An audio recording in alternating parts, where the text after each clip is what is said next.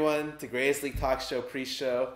I'm here with just me and Josh over here working production. What up? And welcome back to the greatest pre-show for the greatest show. Yeah, hell yeah. I just want to say that Mio is best girl. She has great voice. I just have to say I've never seen the show. Yeah, so K-On! For people who don't know, that song is from K-On! It's like the first ending out of the first season, and one, the music in that show is great, and two, oh my god, the moe of that whole show is like off the charts. It's like it's like about these four girls who like make their own like band or whatever. And it's legitimately the cutest thing ever, and it is so cute that you like will get cavities watching the show. It's too yeah. Anyways. I mean, I get cavities watching NALCS, but I don't really enjoy it as much as you like K-On! So. Well, LCS has been I don't know. Today's games were kind of hard to watch there, to be honest. It was just like. Today's games, I'm gonna be honest with today's show.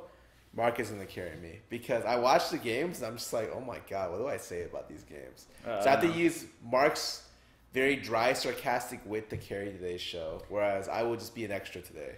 I just feel like in general, right now, we've gotten to the point where,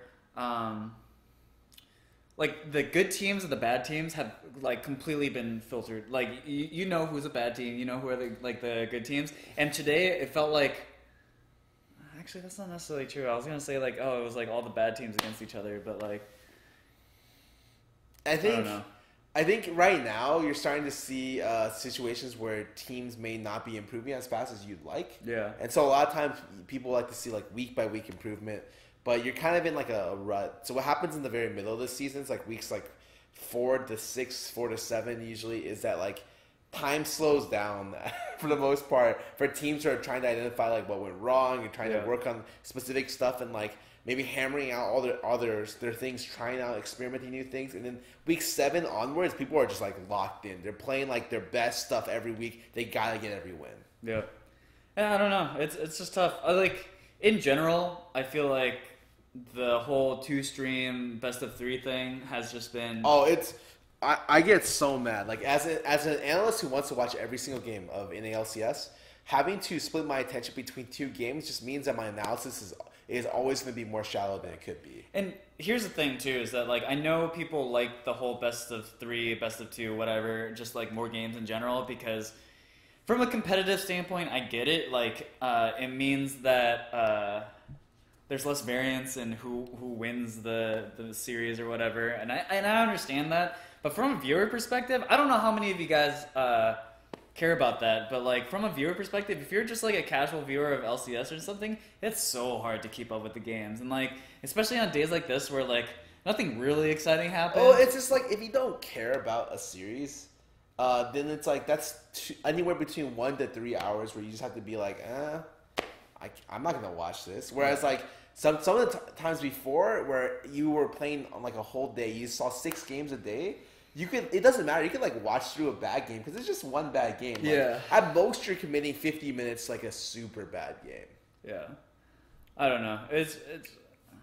I feel like League NALCS has kind of gotten to the same problem with like baseball, where there's so many games to watch that like. There's just a certain amount of viewer fatigue that you just have to kind of work through, and I don't know how to solve the fact that like best of 3 is better for competitive but worse for viewership, and this double stream thing is like the only way best of 3s can really work in a small time frame. Okay, so the way I see it is you axe double stream, so that's just like mind-numbingly bad for me. Yeah, and I'm the most important person, and so once those are gone, you split up best of 3s between 4 days, but that's so much League. Like I don't even know if I like that either. Yeah, I don't know. It's just a really hard balance, to be honest.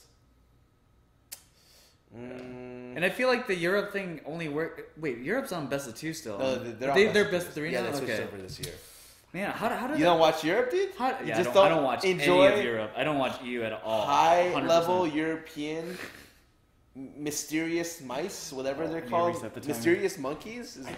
Is that what they're called? They're doing they're doing like okay, right? They played Cat. That's what someone told me. I looked at their like match record. They've lost every single game possible. They're 0-10 in games and 0-5 in series. So it's just like, and then there's a big Reddit thread right now saying like this Thursday is like when two teams will clash, which have both like bad records, like the worst record possible, both 0-5, both 0-10. So one person gets the victor. Oh man. Nope, they're not like Delta Fox. So we won a game. One game. Woo! See, that's pop what I can, off. that I can just pop off and be like, you know, who I beat during that one game, Dandy. You know who Dandy is? Let me tell you about Dandy, dude. Let me just open up his wiki real quick. Just like this guy, dude. He's so accomplished. He's just like one of the best Lee Sins of all time. Time. He's one of the most storied junglers of all time. Just honestly, like incredible. And this guy out-jungled him and beat him. I don't know about the first part. Beat him for sure. I'm just saying. Oh God. Neither of them can say that kind of stuff, but me, I could say that. Yeah. Woo. All right. Anyways, Josh, what's on the menu today? I honestly have no idea. It's Sunday.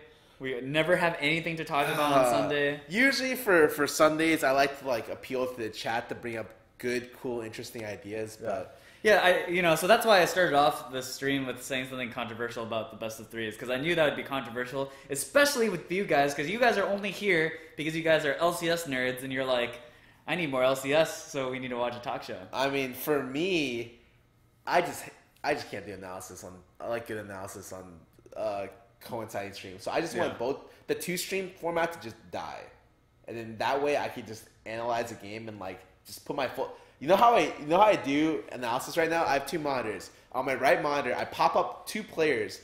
One covers half the screen, the other one covers the other half of the screen. On my left monitor is my Word doc. And I take notes on my left monitor while watching both games. And it's actually like mind-numbingly bad. And so like I really hope that after this split they decide to do something different. You have to do the Rain Man thing where your left eye watches the left game and your right eye watches the right game. It's actually like I'll miss stuff all the time, and I have to like rewind on like a YouTube player or something just to be able to catch it. Oh God, Rift Rivals. Oh, we're gonna talk about Rift Rivals? Oh my God. I'm just saying, guys. At least the very first part, if I remember, the format is best of ones. Before you get into like the second part of the format, so. P1's been sandbagging the whole time. They're gonna just they're doing this all as like a multi like tournament conditioning thing. Yeah, like, their opponents are gonna research them and be like, oh God, P1's awful. I guess we don't need to prepare for these guys. Yeah. Oh, the best part is like P1 is in a great position going into this event because they're like such an underdog that like if they win, beat anyone.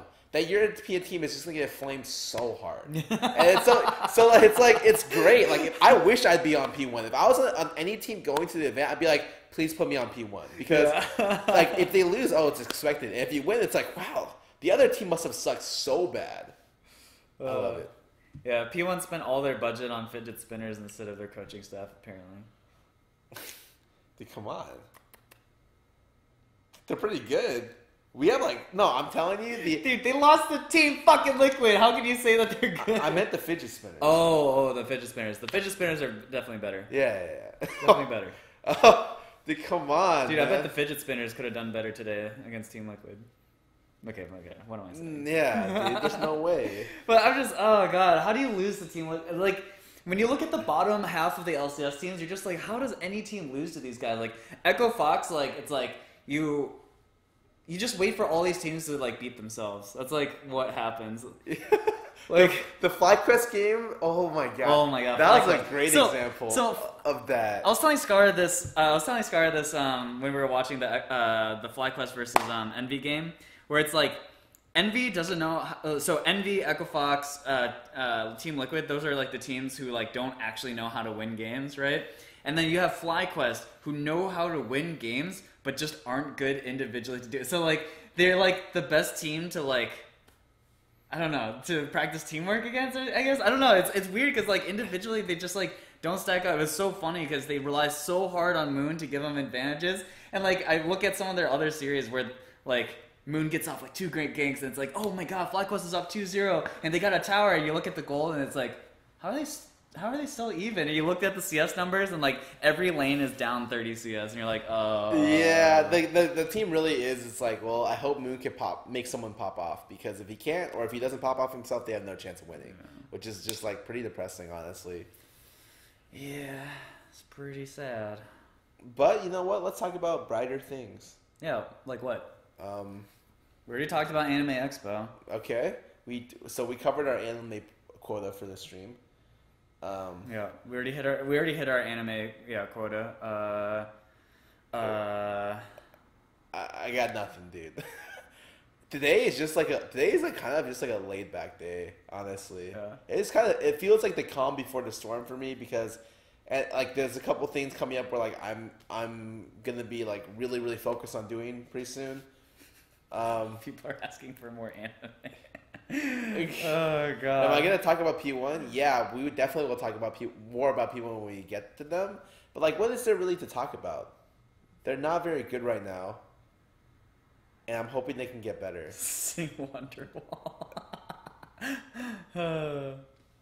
I can get the guitar out. We'll get Scarra to sing more songs. Am I doing the Greatest League Talkshow for Rivals? Yeah, we probably will. Yeah, probably. I mean, I don't even know, like, so, like, Mark is obviously leaving me for Boston Finals, so I have to find a replacement host for the finals again. I'm hoping... Will I be around? I don't know. I have no idea. So, I have to find 2 replacement hosts for the finals. I'm just trying to figure out... I had to think about that, dude. Like, who do I want? Who do I want to work with me after the finals? It's going to be... I want to get the smartest person available. The smartest person available. Yeah, I'll get.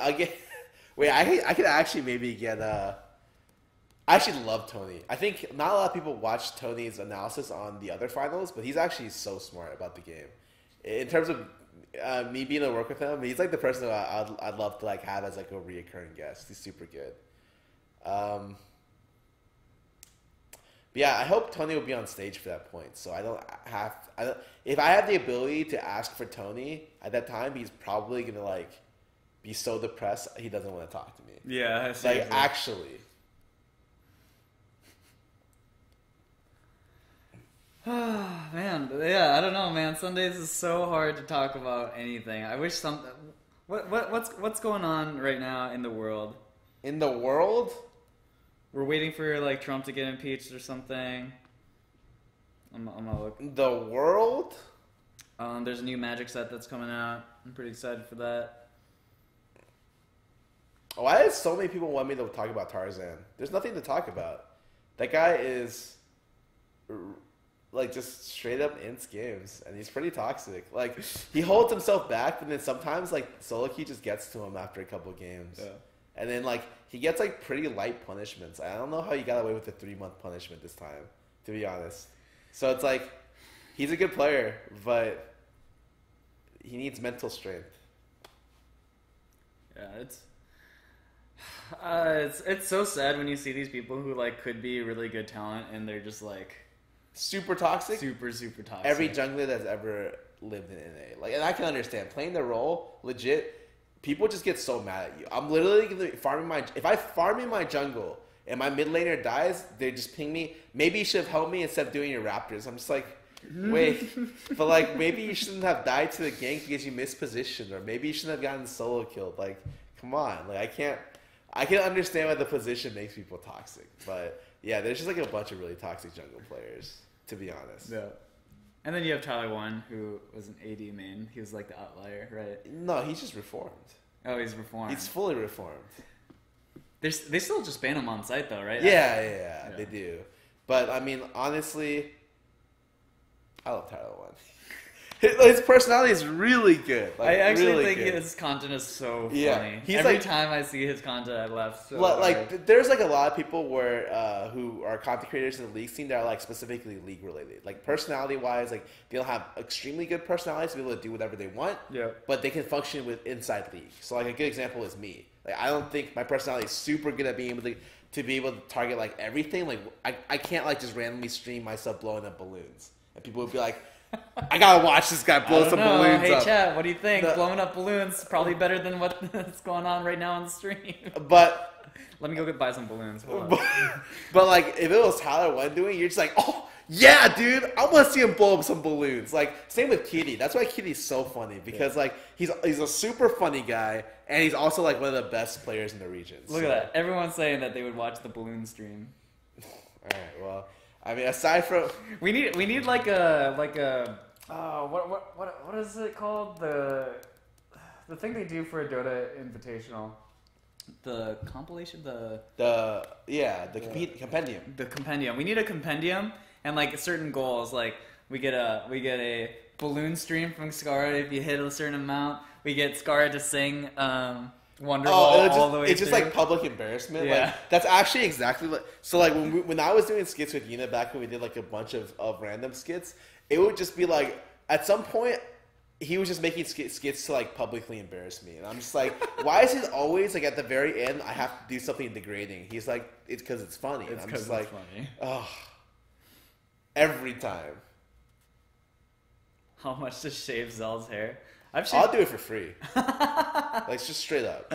I can't cut hair at all, but like shaving hair, I could do that. The last time I shaved my hair was in college. I just like people want to talk about Lolex. I actually don't know too much about him because I have no idea. Because he just has the one meme that follows him around that literally has followed him for like a year or more, where he's just like considered to be a pathing god. Like, because he made some random offhand comment about him being like a pathing genius. Welcome to his pathing nirvana. And it's every time the word Lolex gets mentioned, it's just like North America's not ready for his pathing prodigy, or like, and I'm just like, how good is he at pathing really? Like, is he really good? I can't separate the truth from the fiction.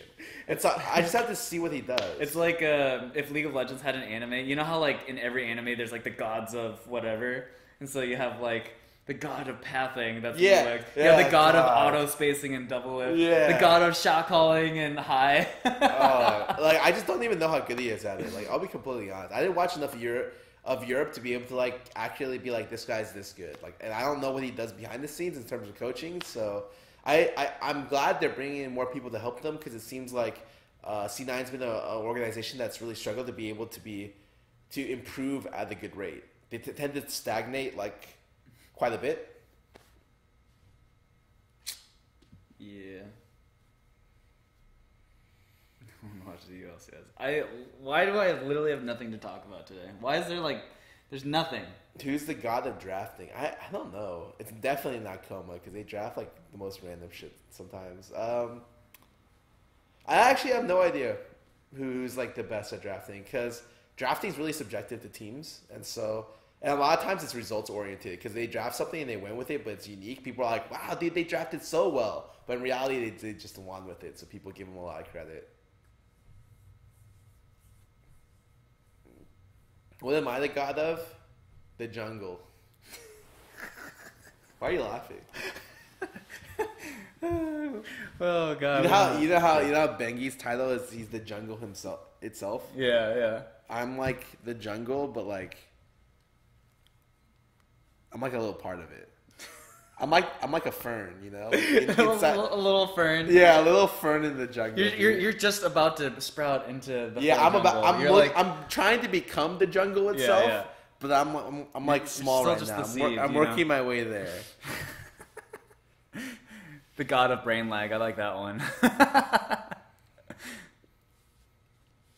Does Xell know any song by Tribe Called Quest? Guys, I've played Tribe Called Quest for you guys. I've played Tribe songs for the pre-show before. Do you know any Tribe? No. Like, can I kick it? I probably know it if I hear it. Yeah. I'm just really bad at combining like names of songs or artists with like songs that come out. Yeah. No, I feel ya. Would Scarra suck dick for 1 million? You saying you wouldn't suck dick for 1 million? Let's be real. Dude, that's 7 figures. That's so much money. I don't know if you really understand how much 7 figures is. Like if I was holding $7 million, I couldn't hold it in my hands. I need. Would you suck a dick for $1 million? Who would know? Would I even know? I mean, that's a good question, man. I didn't know we were traveling to philosophy today. Bro, I'll fucking take a bunch of drugs. The person I'm sucking off doesn't know. Yeah. I'm outside my head. I have no idea what I just did, and I wake up with $1 million. Also, for like how long too? Yeah, is this guy like a stud? How big is his dick? Does he even fit in my mouth? But it's $1 million. Logistical, real-world answers you need. Oh, to really God. answer this question. But it's seven figures, dude. It's $1 million. That's what I'm saying. That's why I need like a couple. Dude, answers. that's the same though. Is like $1 million is so much money. Like, you know, the thing about these kind of questions is like, would you suck a dick for $1 million? It's like, sure, and then you start to lower the amount of money. Yeah. and you end up somewhere like $15. And you're like, wait.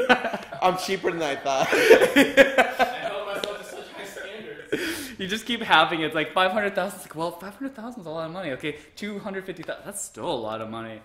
And then you get down to like $50,000, and you're like, oh shit. That's how our talk with Steve went today, because he begged us to talk about his team on the show, and like, we finally conceded. It started at $1 million, and then we ended with like $5.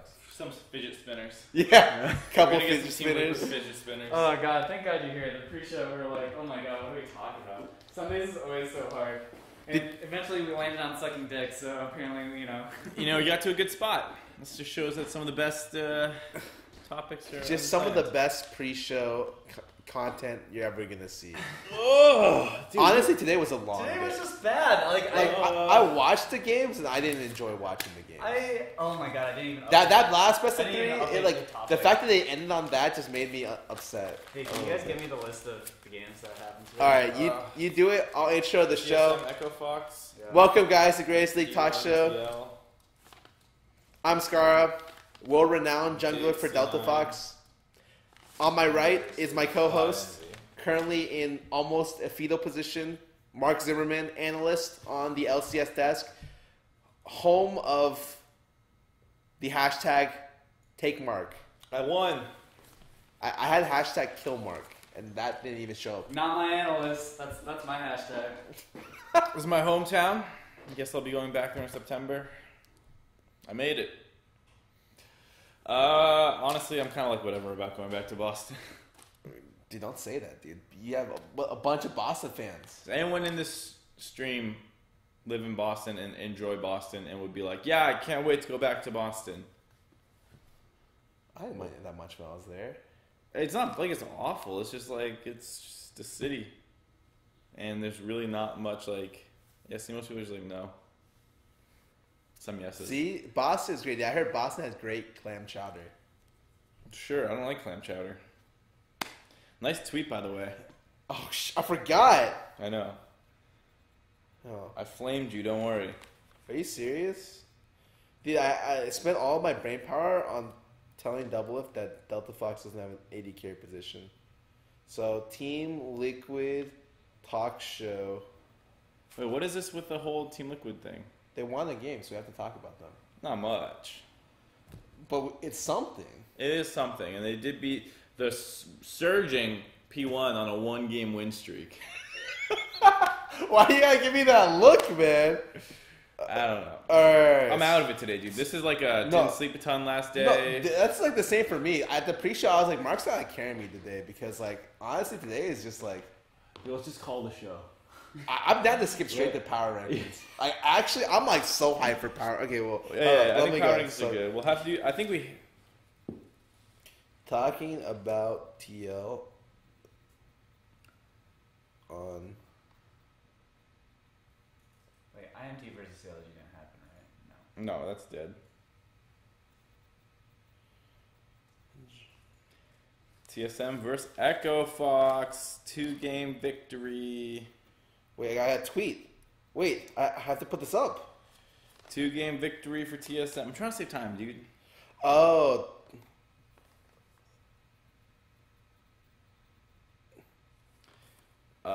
Yeah, it's a 2-game, 2-0 for TSM. Froggen didn't get going super hard against Bjergsen. You sound so depressed. Are you okay? And then top, not much happened, and then Acadian kind of ganked top a couple times, and then Keith kind of got fucked up by Biofrost pretty hard, and that's why they lost game 2. So let's get into game 1. Woo! Are you okay? I'm gonna have no intonation today. Everything is flat, monotone. Okay, so before we get into this game, I have a question. How well has Acadian been playing this split? My honest opinion, he's been playing pretty bad. Would you say this was a bad series out of him? No. Okay, because I thought this was a good series. Yeah, but I think the entire split so far, he's not been playing well at all. No, for the most part, not. Usually what happens is, like, I think of him as, like, the Dardoch-style jungler, but maybe more consistent. But he's actually just not been playing well, period. I would agree for the most part. I just feel like this is not a great series to make that point. Correct, because actually he played pretty well. Yeah, he like shit on Hanser with Looper for the most part. Like they dove him multiple times. Game 1 they had one. Game 2 they had two. One at like 4 minutes, one at 10 minutes. The problem was like generally TSM was playing around that fact pretty well. So like I think it was game 1 when TSM flipped their bot lane up to the top side, traded turrets. They lost the first turret trade, but they also grabbed Rift Herald. So later on, at like 15, 20 minutes, I forget exactly when They it was. just Rift Herald mid. Yeah, they just pick Frog and Rift Herald mid and like come out now to get their ahead in the game. And like that's not even that bad, right? Because this No. is a really low kill game. I think the first kill was the Frog and Death mid lane. No, I think it was the dive top, and then it was the Frog and Right, death. so it was like a 2-kill game almost. Yeah. And then what ends up happening is like, one, I just feel like TSM is playing Syndra again. And that's like a scary thing. So this is what I didn't get. Why were people not playing Syndra in NA? It was like permaban status in LCK, from what I know. And then like you have Jensen and Bjergsen who are great on it, and they just like hardly ever picked it when it was up. You know, the real reasoning is because like people just forget about the champion. Like, because a lot of people stop playing champions, and then they don't remember it till they see other people pick it up. Yeah. And Syndra even was this exact status last year as well. Yeah. Like where it's just like randomly he just falls off for no reason. It's not like she got like she didn't even get nerfed. It was just like, oh, I don't see anyone else playing her. Let's just start picking up other champions like Talia. Yeah, it's all like these Talia, Ori, like, yeah. all these champions at Syndra are already counters, which is hilarious. So it's like, oh wait. So once you put Bjerg back on like his most influential mid laner, turns out he can just win games really easily. Yes, super easily. For the most part, that's what happens. They do this mid play, like we said. They trade. They basically were willing to take like a short term deficit to be like, hey, we'll get Rift Herald, and at some point we'll even this game back up.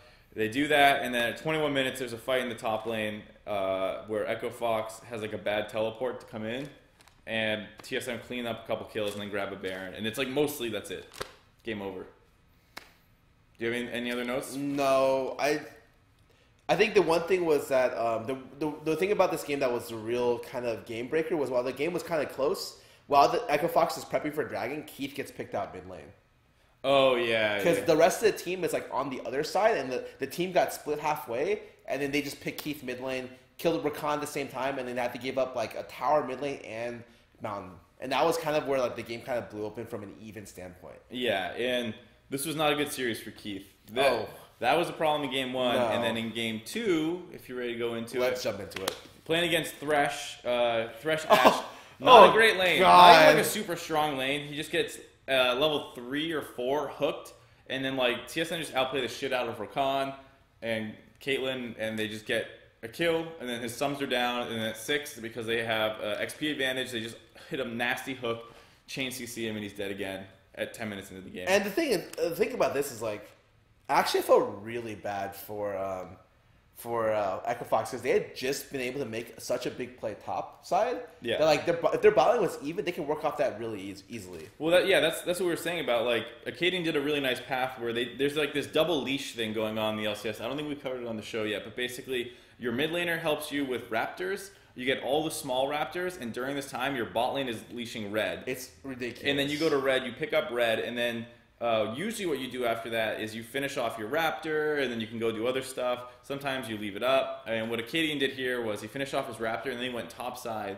And because he's running the XP Quints, he grabs Scuttle Crab on topside, and then wraps around and ganks level 3 at like 315, despite the fact that he started on bot side. So it's just like an insane path. Yep. Also mirrored by Lyra today, which was just insane. Because that's the first time I saw it, because I didn't see the early game before, and it's just a path which sacrifices your bot lane a little bit to make sure your jungle is 20 seconds ahead, pretty much. Yep. So Rek'Sai gets a huge gank off top lane, really, really good for them, and then bot lane just starts feeding. Yep. So, like we said, there's that first death, there's the second death, and then at some point, they, I think Echo Fox swaps their bot lane top side. They dive Haunter, they kill him. And, like, it's looking okay. You know, TSM for the most part is getting out ahead, but there's a lot of turret trading, a lot of kill trading. It's a lot of trading, like straight up like 1 for 1, 2 for 2, really close positions for both teams, but it comes out even, and then honestly, in an even position, I always favor the better team. Yeah. Which is TSM. So if TSM is coming out even, Well, Echo Fox is winning this game. They're actually coming out like a little bit ahead on a lot of these trades. That's actually only because Doublelift just starts feeding. Like, yeah. Bjergsen dies randomly, and then Doublelift dies randomly, like bot lane, and then okay, cool. They reset their group up mid, and then he dies in the red side jungle, and so he just gets picked off twice, like really inopportune moments for TSM to not be able to make any plays with their pressure. But don't worry, Echo Fox will do that for them. 26 minutes into the game, Echo Fox gets a pick, I think. I think this is the one on to Doublelift. No, they killed Doublelift, then they killed Biofrost. Oh, I heard they killed Biofrost, both in the jungle, and they're like, you know what, let's do Baron. Okay, they do Baron. And they're trying to do Baron. They get pushed off of it. Yeah, and then so rather than turn immediately, they're just like, we can do this. And then they just look at Haunter for a little bit. They're like, no, we can't do this. Haunter's here. They're literally like, he's standing right there. It's like, you're right, Haunter. We can't do this. They try to turn on Haunter. It doesn't work. And then they fully reset, but they're half health or less. And TSM starts Baron.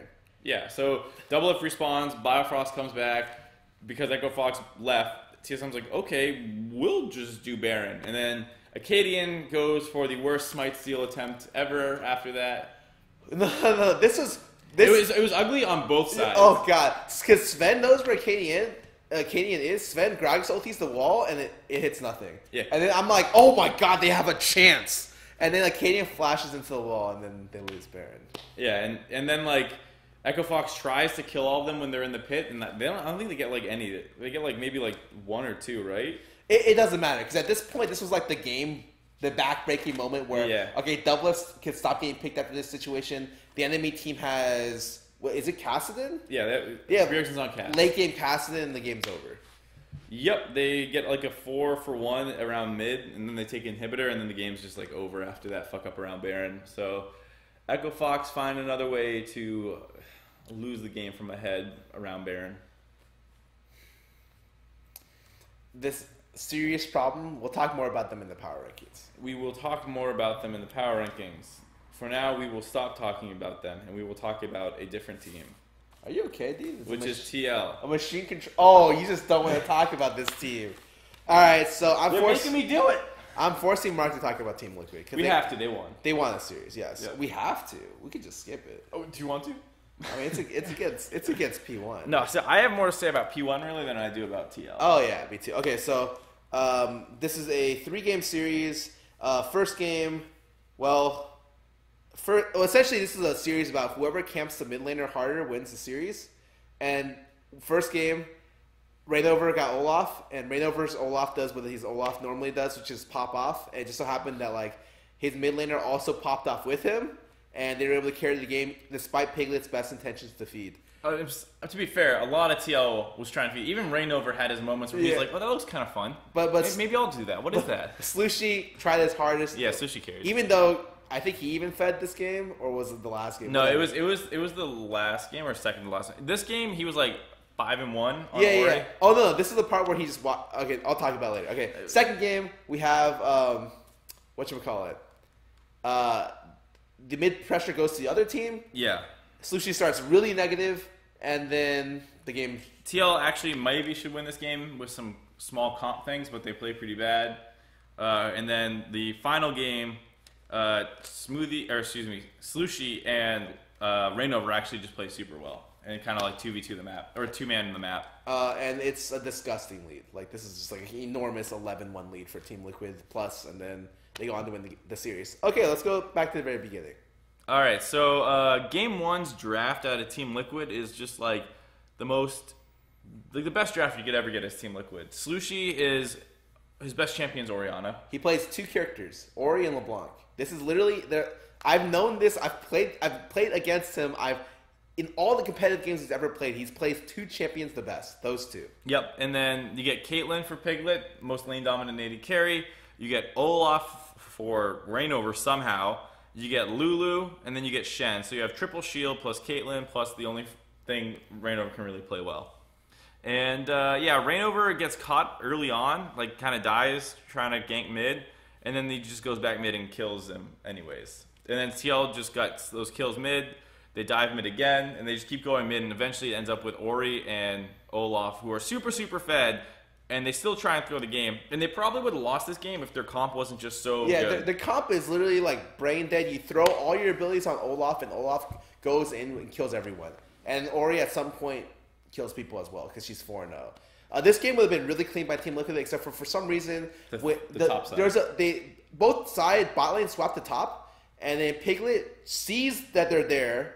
There are 4 people. They're running away. They're looking to reset. Piglet just face checks every bush along the way till he finds the enemy team, dies, kills his support, kills the jungler, and they lose tower for it. And even with all this in mind, Slushy was still able to carry with Reignover. Yeah, so this game, oh god, it was going so well for TL, and then that play happens, and then the gold lead like kind of bounces around between the two. But eventually there's this like one fight where P1 just drops almost everything on the Olaf, and you know TL drops the Shen ult, the Ori, the Lulu ult, and he ends up being at like 70% health. And that's kind of when you're like, they have no fucking chance. Their comp does not have nearly enough sustained damage to deal with like the shielding on a pretty fed Olaf. This is the perfect Olaf comp. The only thing you could say that might have been better is if they had like a Galio somewhere. But I think Shen ulti is still really good. Yeah, Shen ult is basically as good as you can. Piglet is like poking people, doing nothing on Caitlyn. He's like 1, 2, and 2 at some point in the game. Doesn't do any damage, but Olaf Ori just run train on everyone. And eventually they get a 3-0 in Baron, and the game's over. On to the next game. Game 2. This was a interesting game, I think, in terms of the draft. So P1 has Renekton, Ahri, Twitch, Thresh, Rek'Sai, and TL has Braum, Gragas, Ori, Kalista, Gnar. Mm-hmm. And so it's basically like, we hope our AD carry does better than your AD carry, and Piglet dies early on to a pretty good gank, admittedly, out of Xpecial and Mike Young.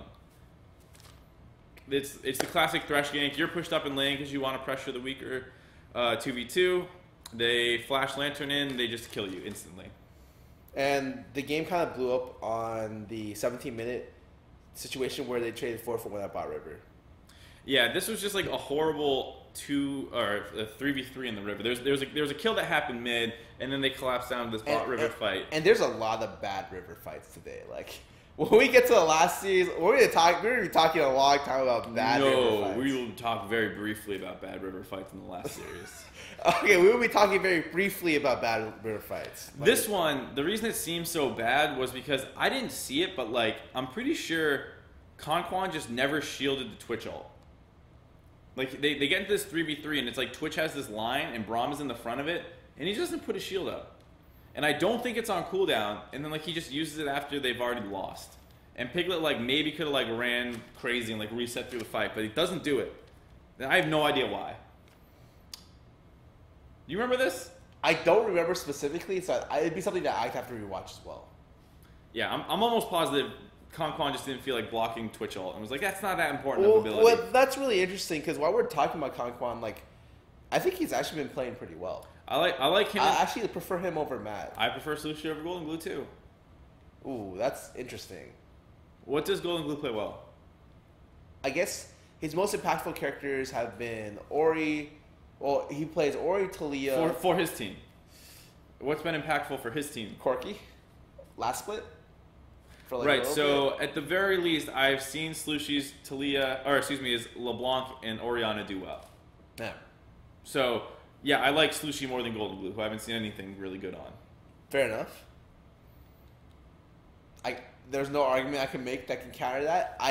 The first time I saw him, he didn't play very well. But today, I thought he played really well, actually.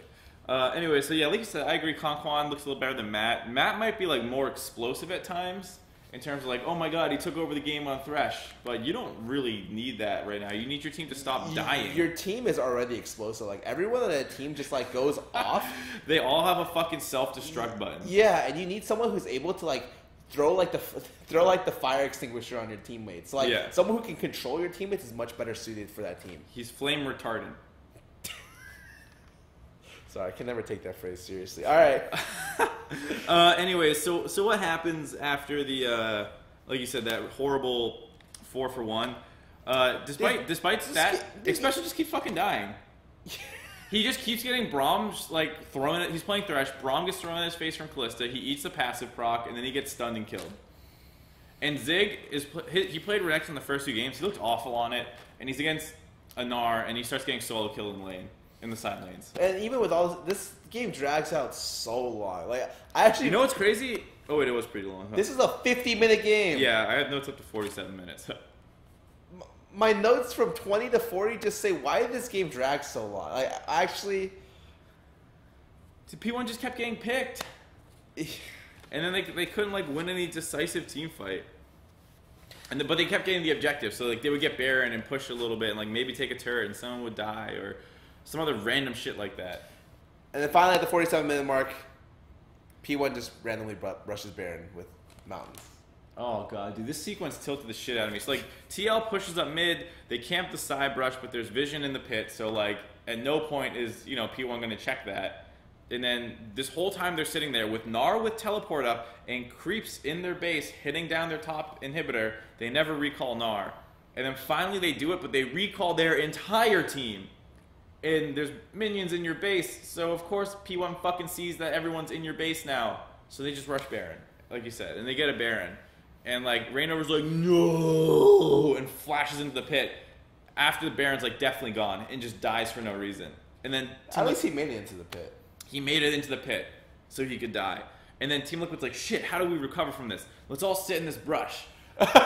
And they sit in the brush for like a minute, and then they're like, there's an Ahri, and Piglet flashes after the Ahri to throw Conquan at him, and the Ahri just ults away, and you just trade flash for ult.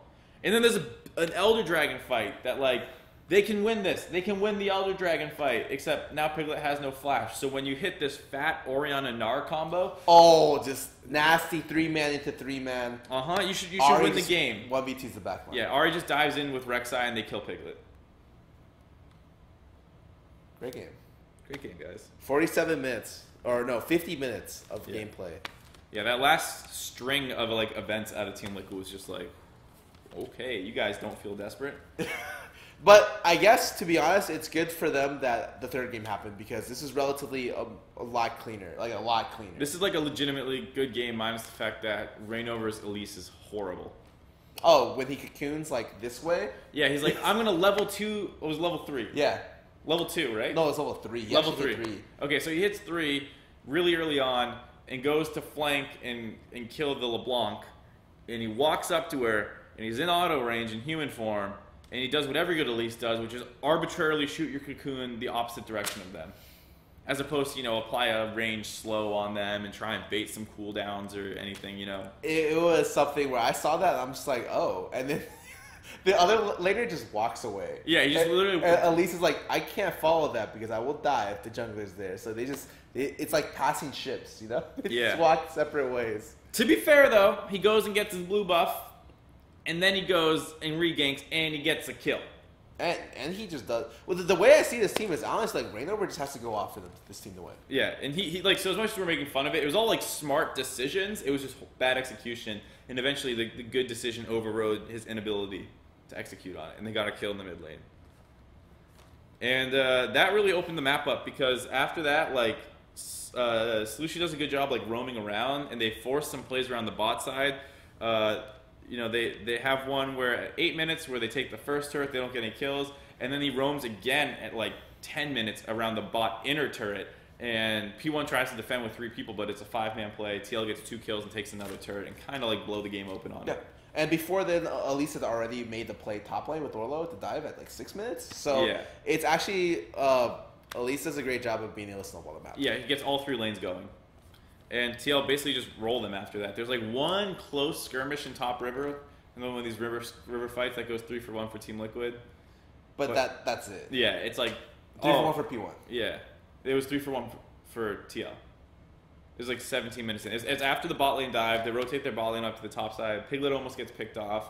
doesn't get picked off, and they get 3 kills. Oh, yeah, it was just close, but they still came out with like enormous gold lead. Yeah, right, yeah. right. Yeah, and then it's like 7-1 for like the next 10 minutes, and it takes a little bit to end. and it goes to 11-1, and at this point, like this is an unsurmountable gold lead, like 8K plus. Yep, and then Team Liquid wins the series somehow versus P1, the bounce back team. Now that they got X-Special and Mike Young, and they're popping off, and now they're tied for last place. So I don't want to go too much into these teams until we go to the power rankings. Yeah, I have like a lot to talk about on both teams. So hold your comments about Team Liquid till we talk about them later. Yeah, you can also hold them later too, if you wanted to, not talk about them that much. Okay. Anyways, let's move on to the next series. All right, next series, Dig versus C9. Dignitas lose this series in a 2-1, 1-2 fashion. They do their patented look really good in game 1 before looking like complete booty in games 2 and 3 and losing.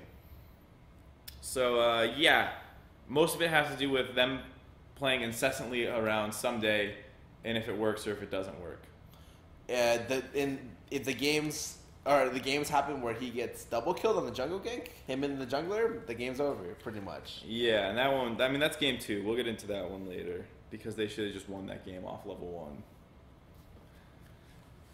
1. Anyways, game 1 is, like we said, the Dig win. Gragas, Kate, Morg, Lee, Victor. This game was just like so, the shrimp show. Yeah, but it was just so obvious that Jensen was tilted at this game. Oh, like, yeah. Like, this is the game where, like, you could tell, like, Jensen just, like, was so mad because the mid lane play happens where they do a 3v3 and then C9 just gets double killed. Well, what's even better is, like, Shrimp goes top. I think he ganks the Galio, and during this time, Big on Morgana roams up to mid, runs at Jensen level 2, throws a binding at him, and gets his Ghost Flash out. Oh, yeah. And then, like, he gets, like, he has no sums now, and he's like, guys, I'm assuming this is how the comms went, guys, push my lane. So then Contracts and Smoothie show up, and they're like, we're helping you push your lane. And then Dig's like, we're just going to fucking kill you. And they get a 3-for-0. No, they get a 2-for-0. Well, and with King getting double, both kills. And of course, if as the mid laner, Jensen's probably just like, my teammates are actually like, just super bad, and then he stays to farm the creep wave. He goes to push it in. He's like, I'm going to finish what you started. Yeah, and instead of running out the left side, Lisa has no flash. There's no way he's going to die here. He runs down, back into his tower, and dies. And I knew at that point, I was like, Jensen, just let it all out, dude. Just flame your teammates in the all chat. Let me see the all chat, dude. Let me see Incarnation. Yeah, because, it was a series of plays that actually, like, lost him the game. Yeah, legitimately, It's 3-0 at this point, and then he ganks bottom for a kill. Oh, this is Shrimp. He goes bottom because there's bot pressure now, and they push them off the turret. They almost get a solo kill in the 2v2, and then he goes down and kills the support. And then he goes top. And they got first tower bot lane too. Yep. And so it's just like... It's 5-1 at like 4K gold lead, 3K gold lead at like 12 usually minutes. the only way C9 gets like huge leads is their mid lane gets an enormous lead. But how can your mid lane get an enormous lead when their opposing mid laner got fed double buffs, 2 kills, and an assist early? And even with this being said, Jensen was still pressuring mid decently well. He was doing all right, but I mean, Dignitas had like Victor, Lee, Kate, Gragas, Morg, like I said. So like a pretty good late game team comp. So yeah, they have a 3K gold lead. They don't really expand that in the early mid game, like 10 to 20 minutes doesn't really grow. In fact, I think C9 even gets closer with grabbing some turrets. But it doesn't matter because like your Victor is just super far ahead and you have a Caitlyn. It's really this point where Galio comps have to run on top of you to kill you. Yeah. And the opposing comp, and this only works, the Galio comp only works because it doesn't have a speed boost, actually. It only works if the Olaf is ahead with the Galio. I mean, it can still work because they do have the Ori to speed up, and then you have Galio. So like, the comp still, like, you throw the ball on him, he ults in, you ult on top of him. I don't like it as much as, like, a comp with Lulu, for instance, to make it more consistent. Yes. But, you don't need a perfect team comp to play Olaf. But in this situation where Olaf falls behind into Victor, which has Cleanse and a Q move speed buff, Morgana, which can shield the slow, and the Caitlyn, which is just impossible to reach in the first place, and all of them are ahead, Olaf can't do anything. Like in other situations where you saw Reignover play Olaf, and he's getting like the full package thrown at him, like all the ultis in the game, all the rotations, he takes 30% health. This is a game where Context runs into the river, takes the Victor ulti before the Galio ulti comes out, and he's at 30%. He has to run away. Yeah, from behind, definitely much harder to play this comp. Like we were saying, C9 kind of tries to even the gold out, but during this time, Dignitas just keeps getting Ocean Dragons to the point where at like 24 minutes in the game, they have like 3 Ocean Dragons. And so Dignitas, whatever you want to say about them, they're decent about forcing Barons when ahead. And so what they do is they go to Baron, they force it super hard. C9 goes in there with their Olaf, Galio, Orianna comp, and they force them off Baron. And then Dignitas just sits there, Ocean regenerates them, and now C9 is chunked out with no ultimates, and Dignitas is full health, forcing Baron again. And they put the trap line down again. Now Olaf's like, wait, I don't have an ult to run in. How do I get into a fight? And Dignitas just gets a free Baron. Dignitas been probably one of the best teams at Baron control this entire split. If you guys are wondering why Josh isn't doing his job, it's because he's playing Final Fantasy Dragon Girl Quest on his DS. He's doing hard work, okay? He's hard at work because this was a great day of League of Legends. So anyways, yeah, they force Baron. It's a really smart Baron. It's like 29 minutes in the game. They get the Baron. C9's it behind. Like you said, their comp's hard to play from behind. They lose the game. And then we get to the third game. That was the first game. Scarra's with it. Oh, wait. We get into the second game. We get into the second game. Why did this feel... Second game was the Renekton game with the Fiora. Oh, this is the one where contracts just went, like, apeshit early. This is the one where contracts went apeshit early, and Dignitas is like, we must play around Somedays Fiora. We can't do anything but play around Somedays Fiora. Oh. A lot of times right now, Dignitas is just, like, picking Fiora into every matchup. Usually people pick Fiora into tanks. For Dig, that's not really the case. It's just like... as long as Kennen's not on the table. That's like the one thing they will not play. Yeah, as long as Kennen's off the table, they'll pick Fiora into everything. Just blind pick it. And so usually Renekton gets picked because it pressures Fiora well early. Then it's just a really hard skill matchup. Where, to be fair, Someday plays the matchup really well. Right, but that's the thing, is like he plays it well. You don't need to camp for him. He'll do fine. And like Fiora is a late game win condition. It's not an early mid one. The worst thing is like just the way he exploited the level 1 pathing from the enemy top laner. He got such a big lead early, level 1. His jungler came, got the kill, and then after that point, the jungler never has to go top lane because Someday could just hard carry this. Yeah, at this, like he was smashing trades. He was constantly chunking the Renekton out. He had like a 15 CS lead off these two plays, like you said, off how badly he abused Renekton level 1. And then Shrimp just keeps going up there, and they keep trying to dive, and they keep trying to make plays. And like the first time they go up there, you know, it just is turned around completely. It's a 2-0 in favor of C9. Or I think maybe the first time was a 1-0, and then the second time was a 2-0. Yeah, the second time was when like it was very, very close, but they got 0 kills and they got first tower. Yeah. And the worst thing is this entire time, Keen actually has a 17 CS lead. Like a CS lead mid lane. I was really surprised. Shrimp went mid once and forced Jensen to like run around in an annoying way. And it bought enough time for Keen to start getting like leads. Right, but like this is something where it's like you're not going to get this much. So if your mid lane's doing well, then like it's really, really good for you. You should win this game. Your win condition had the greatest like 5-minute start you can hope for probably on Fiora versus Renekton. Your mid laner now is beating their mid laner who is their win condition. It's like perfect. Now just stabilize the game. But they just kept trying to snowball top so hard, and C9 and Contracts was all over it. Contracts turns the couple kills, and then that's when he really goes fucking nuts on the rest of the map. Yeah, I think at some point he's 105 and he's part of all six kills. Yeah, they kill Keen in the mid lane, they kill the bot lane, and then they kill like another skirmish around there. And then after that, it's just non-stop catches, really. Like, Dig just can't get out of their own way. Yeah, so like I was impressed with Keen early. Once Contracts went off on mid, Jensen just started going off. Like he went from like 1-0 to 2-0 to 3-0. Then Contracts is also huge, and then they just can't fight. Even the Renekton Impact is starting to go crazy too. He goes from I think 0-2-2 or something. I think he got both assists. I forget exactly what it was.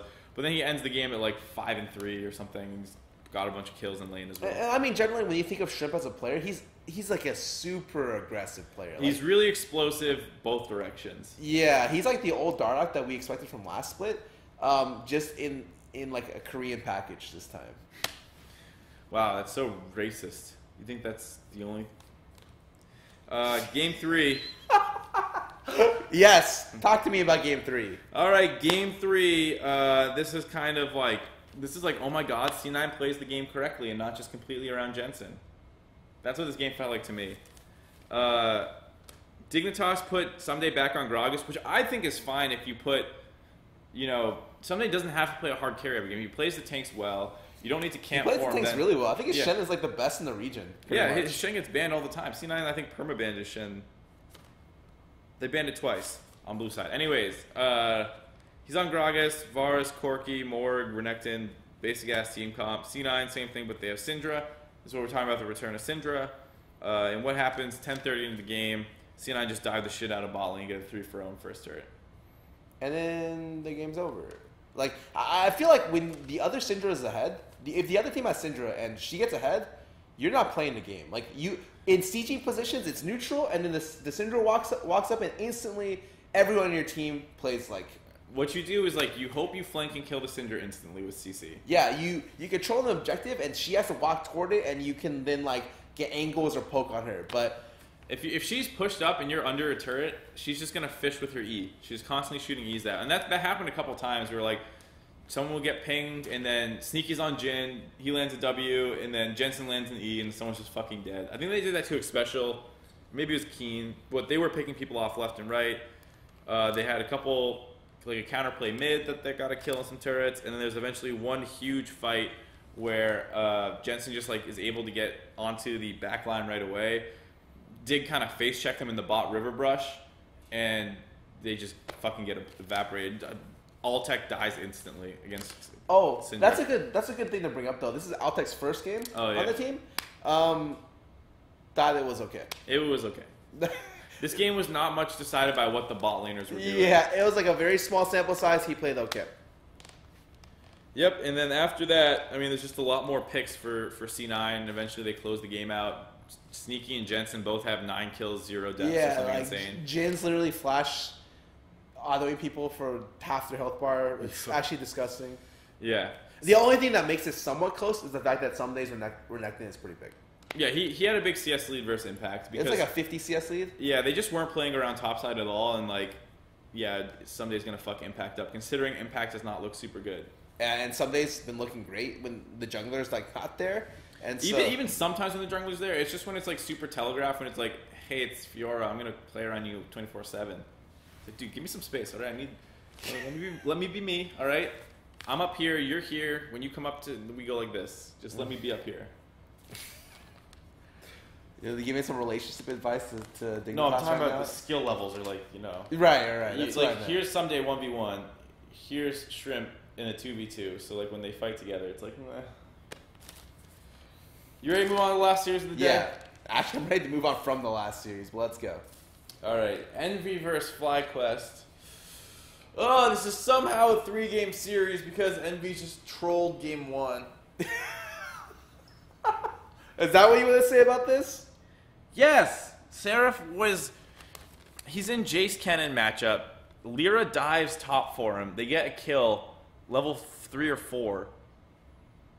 Jace Kennen, you should be ahead. Instantly dies twice in the next 10 minutes while trying to pressure. You think they're trolling? As opposed to the mid lane play where FlyQuest literally hard ints their entire lead away. They literally got triple killed diving mid lane. You think which team was trolling this game? Seriously, like both. This is just a really good example of like Seraph was 0-6-6 on Jace. Yeah, I agree. I'm not gonna say he played well, dude. I watched this game. I was just like, he's dead again, dude. He's like 3 levels behind the other top laner.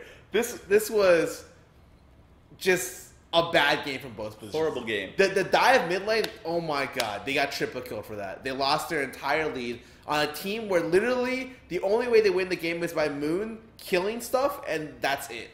If Moon doesn't go off every game they play, FlyQuest has 0 win conditions. Yeah, pretty much. Like, no one is a carry. No one can create their own leads. It's only Moon being able to be the volatile thing that creates leads for people. And even then, he's doing, like, complete all-in stuff. This is not like Lyra last split where, oh, yeah, I'll get my advantages in farm and in smart play. He's like, I'm level 2 cheesing somebody. But I actually think he generally plays the games really well. Like, I've seen his games. I have no problem with it. I just don't like how he tries so hard to get his team ahead, and they're not competent carries. So even if he gets them ahead, it doesn't result. But it's like without it, I don't think their team could win in the first place. So I don't know. I would say that's the question. It's like, how do they win? It's just like a terrible position for them to be in. We'll talk more about them in the power rankings, but oh god. Okay, so anyways, this game the way it ends is hilarious. Like Envy's behind the whole game. Well, not the whole game. It's very back and forth, but they've been pretty far behind for a little while now. Eventually, they like win a fight. They get Baron. Both their inhibs respawn. They get Elder Dragon. They force down mid. They break an inhib. They take the first Nexus turret. FlyQuest trying to 1-3-1. They recall and get back, and then FlyQuest just win the fight because Niski misses his Cassiol and dies like pretty early on with Elder Dragon burn on, and then like Turtle is untouched the whole fight. He wins the fight. It's a 4-for-3, and then he and the support just go teleport down mid using Tom Pench and end the game. So I guess we should talk about him as well. Anytime someone swaps in a new player, is Niski's first win showing. You played yesterday. Oh God, win! You're right, because they played against CLG and they got. Whew. Okay, so first win. What are your thoughts about the player so far? I think. So I heard they only had 3 or 4 days of practice together. I think Envy looks better with Pyrion so far, but I think that has more to do with the fact that they just haven't practiced much with Niski. Niski individually looked a little better to me. Yeah, Niski I think individually looks super good, but God, it's like the way he plays the game pressure has to be around him. Yeah, well, until the second game. The one is the Taliyah game. Yeah, that's the second game. Yeah, the Taliyah game was okay, but generally the way I see it is like he's like a player which is like really selfish as a player, which is good, like because he's confident he can carry it when given leads. But these players are also the players that are like easy to punish sometimes. Yeah, and your team has to play around them. Where Pyrion is more of a plug and play. Whatever your jungler does with Pyrion on the team, he will follow up in some way, shape, or form. And if he doesn't have pressure, he'll lose by like a little bit, but like it'll still be okay. Yeah, I think Niski's champ pool is a little bit better. I think his like team fighting's probably a little bit better. And I think mechanically he can like win lane and stuff, but Pyrion was not much of a lane winner. Anyway, so game 1, like we said, Envy just kind of fucks up and dies after having Elder Dragon. Game 2 comes around and Envy looks good. Niski roams up topside for first blood, comboing with ᵐᵉᵐᵉ. They make another dive later on in the bot lane. They make another dive in the mid lane. Lyra's going off. It looks like a classic kind of Envy win that we sometimes saw out of the Pyrion-led team. I didn't take notes for this, so I was driving over here, but... All right, game 3. We're just going to jump into game 3. Yeah, I mean, the one thing I'll say is, like, so in game 2, just to say this, like, FlyQuest, it was 3-0 with 3 turrets down. And it was 3-0 in kills, and then 3-0 in turrets. At 20 minutes, guess the goal deficit. The third game? Second game. I know the third game goal deficit. All right, well, that's about the fucking second game! 8K? Yeah, it was like 7.5. It was really bad. But it's like, how are you down that much gold with only 3 people dead and 3 turrets down? Because they had, once again, cumulatively, like a 70 CS gold difference. They're just individually not. They're just individually skilled. awful. They can't win any matchups really. They just fall behind in CS a ton. Everywhere except bot lane and sometimes bot lane as well. Yeah. Turtle is probably like Turtle and Moon are playing the best on the team for sure. Yeah. So, anyways, this game, you know, FlyQuest actually plays a situation or two all right, but they're down 7k gold when they should really just be down like 4, and then they lose the game. Oh, and speaking about situations where they should play it right better, the third game comes along. Yeah, that whole everything. And the draft was they had Ziggs. It's like, I can understand Ziggs drive. I actually love the combo. It's super good. And I love the idea that, like, it makes sense, right? Because the driving ulti, the Zig on top of the driving ulti, and the only problem is getting out of lane is really difficult. But they were actually even CS coming out of lane, so I was like, oh, it's okay. Yeah. But then, and Moon even got a gank off mid lane. And the way he played it, perfect. Like, he flashed forward, and then yeah, he just played chicken. And then Niski flashed because he got too impatient. They killed him, gave Hai a great lead. And then what happens is Hai gets baited, he dies, comes back, then Hai solo kills him. Great. But then Hai just ends up throwing his lead quite a bit this game. And then this game can literally be summarized with top lane. There was river fights where Envy got ahead. And Envy got so far ahead. Like, Yeah, I mean, they're just better mechanical players. So when you get really skirmish heavy, like ᵐᵉ just goes in there and he's like, oh, let me boot this guy and save Seraph at like 5 health. Let me snipe this max range Q to get another kill. Let me follow this thing up, and I play everything perfectly.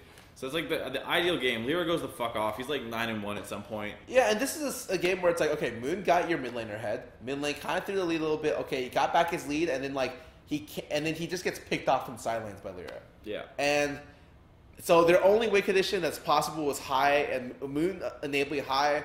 High wasn't able to do it, and then their top Herald fights, they fought 2 or 3 times where they just get 3 for 0. Yeah. Something disgusting. One thing I'll say is I don't really like their comp. It's like J4 Ziggs makes sense, but then it's J4 jungle with Ziggs, with a LeBlanc mid, with a Kennen top. And it's like you don't really have a real front line. It's not like you kite back well, because like LeBlanc wants to find someone to go in. Like you can kind of 1-3-1 with it, I guess, but like your damage spread isn't particularly good.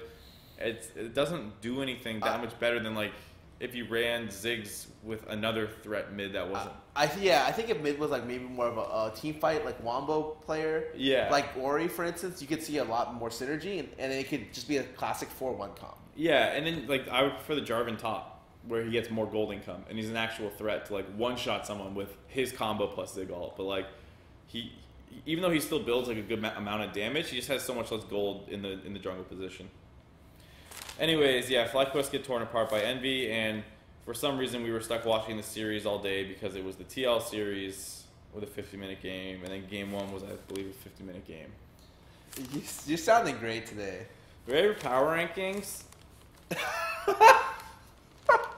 All right, let's get the power rankings, where I actually want to talk about a lot of these teams. Do you?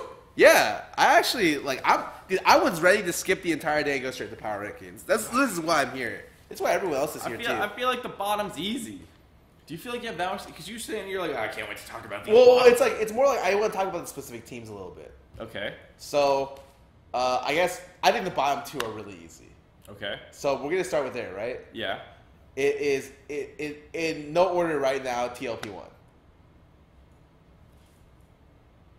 You think FlyQuest is the 8th place team in the league? Oh, I think they're bad, but I think they're the 10th. I think they're 10th. Really? Yeah, I think they're abysmal. I think they're awful too, but they like so are the other 2 teams. Yeah, but they have things that work. What works for FlyQuest? If their jungle goes off. Okay, yeah, Rainover or Mike Young. Oh, and then they have Arrow and Piglet, who are like way more competent than anyone else on FlyQuest. If your condition is like your jungler goes off, then like literally every team down there has that win condition with other backups. Yeah, but what about do they have high shot calling? Have you seen high shot calling? I hope you shot call the river fights.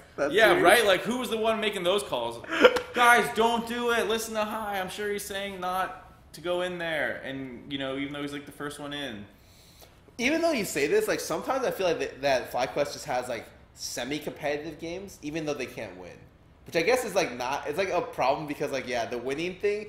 Envy had that last split where they had competitive games so they couldn't win. I feel like in a lot of situations, like I see that for FlyQuest, and a lot of it comes from the fact that but they don't get leads. I think they do. They do get leads. No, they don't. They get leads from. Okay, well. Wait, hold on. I need to get some stats here. No, okay, give me your thoughts, and I'll tell you why you're wrong. Okay. No, the problem is like my biggest problem with FlyQuest is I think they are one of the most individually skilled, least skilled rosters. Yes, they have massive CS deficits in almost every lane. Yes, and that's the biggest problem is because like they have a way to win because I think Moon is actually consistently finding early ganks. I think they're he's good. Cheesy, but like it doesn't matter. Like he actually gets like consistent early game pressure and ganks that are successful every game, almost. Yes, I would agree that he sometimes makes. But the rest of the team, but he does it. He does it at his own like cost. Whereas like other teams are able to be cheesy, and like right, Shrimp is cheesy, but he's not fucked because he went for cheese. Right. I mean, I think that sometimes he's able to fall back onto it as well. So I think for the most part, him and Turtle have been playing pretty well. Turtle less of a factor because just the 80 position is like not crazy. All right, so FlyQuest is just 89 goal difference at 15, pretty much dead center of the league. They're like the 5th or 6th place team. That's pretty good for the rankings. Yeah, but that's what I'm saying. Is like they're not a good early game team. They're not Echo Fox or Immortals or Right, MD. right. Like people who actually have good junglers. Or Like, no, I would say people who actually have laners that don't lose like that's what I should say. 50 Right? CS. Like they all have like junglers who make stuff happen. But then like if you get Frog in a lead, he's actually gonna fucking do stuff with it. Or like Flame is looking like a beast right now. Like that's, I mean, you're giving. Yeah, you're right. I don't know what FlyQuest does to win. No, the thing is, it's like I guess for me, the conception I had when I was watching their games is that they make a lot of games close, but they can never win series. But like that doesn't really mean much, I guess, in the long Yeah, run. because the way I feel about it is like if Moon gets a lead, how much does that really mean for them winning? Like to me, honestly, not much. They can only win that way, though. That's Yeah, I mean that is the only way they win. win. But like, does it actually increase? Like, does it actually matter that It goes from 0 to 2%. Yeah. Whereas like if Rainover goes off, yes, TL throws a lot of leads, but like, hey, they won 2 series. That's true. And P1, like, yeah, they lost to TL. Who did FlyQuest beat? I don't even remember. I don't know how they got their first win. I almost don't believe it. I feel like someone's bamboozling us, and we're going to do the math, and we're like, wait, they're not supposed to have a win. Oh, I'm blinded by the fact that some of their games are close. They beat P1. Oh, God. Okay. So P1 has lost to TL, and... Okay. So, you know what? You've convinced me. Put it down there. Put down... I think FlyQuest is the worst, given that P1 has made change. I think if P1 didn't have Mike Young in Special, I would put P1 last. But I think they looked okay in their CLG series. Yeah. They beat Envy, I believe it was. And they lost to TL. I don't want to say the TL series is close, because when you say that... Yeah, that's not a point you want to Yeah, make. that's not a good point. I'm willing to... God, do I have to give P1 the 9th place? It's Just because TL won today? Yeah, that's what I don't like, is because part of me is like, I think P1's still better than TL. I know they lost. Part of me is like, I still think P1's better. I kind of agree. That's why it's like I hesitate to say it, just because they didn't look good. It wasn't like, oh, it was really close and TL like, snuck out some lucky advantages. It was like, you guys got fucking shit on game 3. yeah, especially that one. That was like the case where you're just like, oh. And I guess while we're talking about both teams, what I wanted to say about TL earlier was just that I actually think Rainover and Laurel are doing a good job together. Like, I think Laurel is actually playing really well. Like, for his team's like consistent mistakes, every game he's coordinating with his jungle to get like dives off or pressure off, and he's doing generally a really good job. Yeah, and one thing I'll say for TL is that if Slushy actually ends up being the player he was this series, TL could actually be better than P1. But I just think this was like the best series Slushy might play all year against Ryu, who has looked kind of like shit. And then Rainover had some good games because he got Olaf once. And then his Elise game, even though it was kind of ugly, like he was in all the right spots. He passed well. Like, Yeah. this character, he's always passed well. Yeah, and Mike Young had a bad series too. He had a really bad series. Where like game 3, the reason that they got the kill on Cassio at all was because bot lane had priority because Mike Young had just fucked up a 3v2 in the bot lane where they got like pulled into turret. Yeah, and I thought series was going to go great for them with them getting the Rainover kill at level 1 on his Olaf. I'm just like, oh, so Rainover's Olaf's not going to pop off. And Yeah. Little did I know, no. He's just too good on Olaf, actually. Yeah, so I would still put TL 9th even though they beat P1. Ooh, well, on the P1 side of things, let me think. Slushy had, I would say, a bad series, and then he had yesterday, was it? And a good series today, but also, again, he had weaker competition today, and he did get camped for really hard the first game. And in the second game where he lost last CS, he got camped against. And so, but I do think there's a lot of value in players who can run with leads. And he did a great job doing that first game. Yeah, so I mean, P1, yes, they lost to TL. They also beat, like we said, Envy.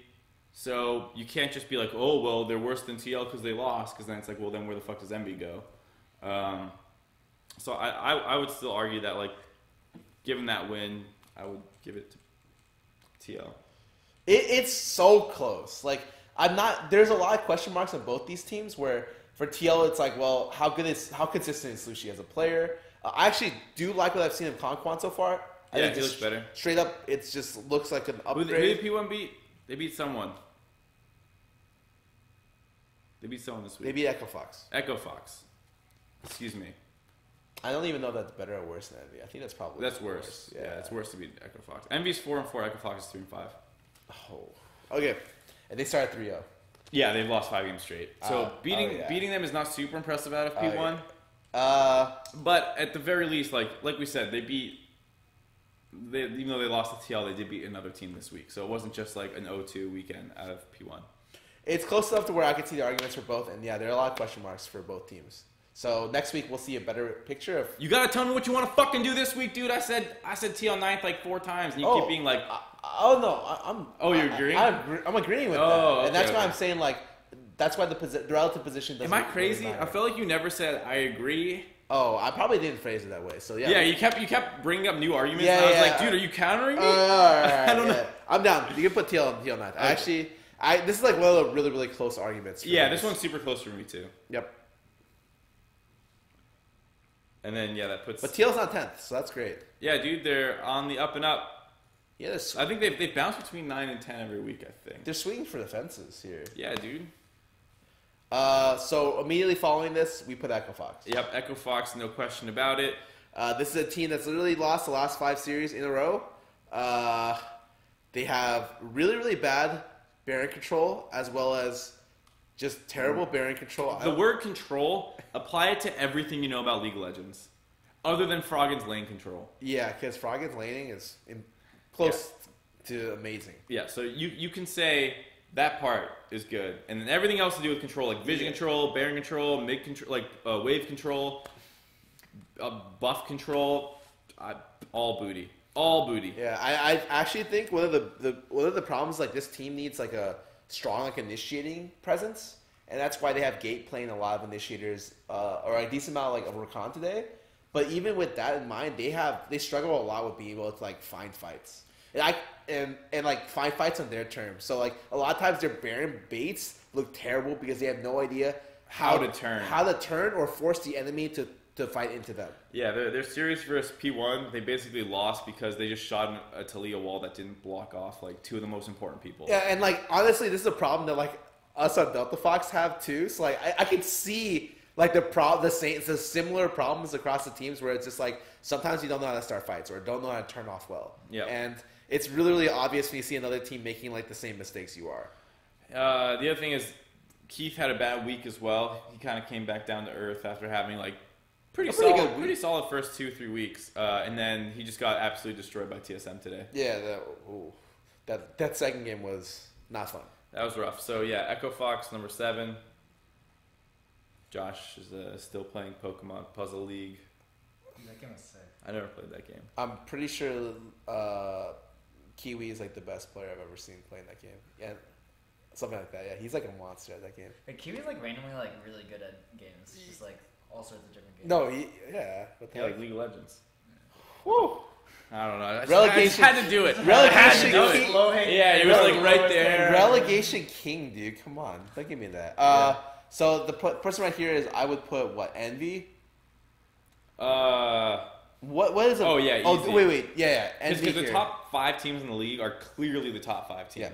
Envy's struggling to be able to make splashes, even though they have some players playing, in my opinion, super well. I think Envy is just like this close to putting it together and starting to push into that like Dignitas tier.